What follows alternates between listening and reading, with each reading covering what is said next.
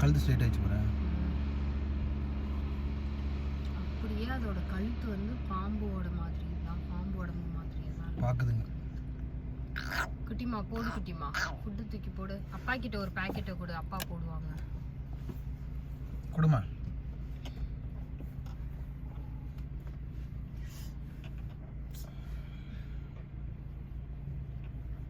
தா குட்டிமா.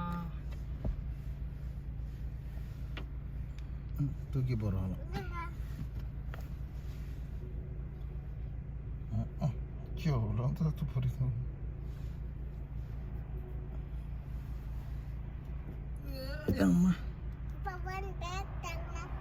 பேக்கா இங்க இருக்கு, என்கிட்ட எங்க இருக்கு?